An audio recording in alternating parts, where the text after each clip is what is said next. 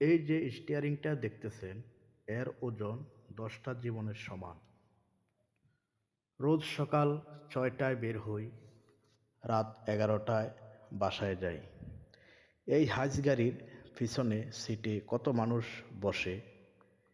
কেউ অফিসে যায়, কেউ হসপিটালে যায়, কেউ লাশ নিয়ে যায়, কেউ বিয়ে করতে যায়।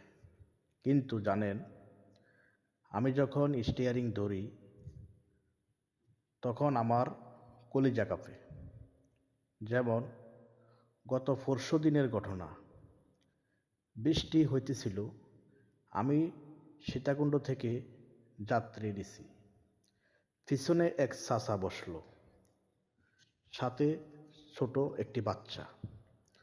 বাচ্চাটার অনেক জ্বর। চাচা কাঁপতেছে, বলল, বাবা একটু তাড়াতাড়ি যাবা? ছেলেটা নিঃশ্বাস নিতে পারতেছে না। আমার মাথায় তখন একটাই কথা, এই বাচ্চাটার জীবন এখন আমার হাতে। আমি যদি একটু রাফ চালাই, গর্তে পড়ে একটা ব্রেক মিস করি, তাহলে তো শেষ। আল্লাহর কসম ভাই, ওই 20 মিনিট রাস্তা আমার জীবনের সবচেয়ে লম্বা 20 মিনিট ছিল। ঘামতেছিলাম গাড়িতে এসি চালিয়েও। পরে হসপিটালে নামিয়ে দিলাম। চাচা নামার সময় আমার হাতটা ধরল, কিছু বলে নাই, শুধু চোখ দিয়ে পানি পড়তেছে। ওই চোখের পানি দেখে আমার মনে হইল, আমরা কিসের অহংকার করি।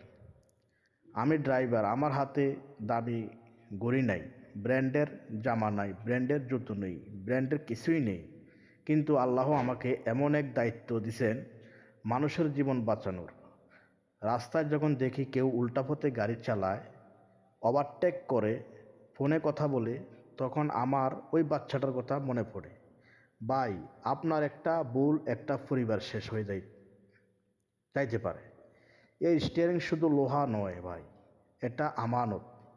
আমার মতো লাখো ড্রাইভার প্রতিদিন এই আমানত নিয়ে রাস্তায় নামে। আপনি যাত্রী হলে ড্রাইভারকে সম্মান দিবেন, আর আপনি ড্রাইভার হলে মনে রাখেন পিছনে সিটে বসা মানুষগুলো কারো না কারো কলিজা। আসসালামু আলাইকুম। ভালো থাকবেন, সুস্থ থাকবেন, আর ভিডিওটা শেয়ার করে ওই মানুষকে পাঠাই দেন যে মানুষ রাস্তায় রাফ গাড়ি চালায়।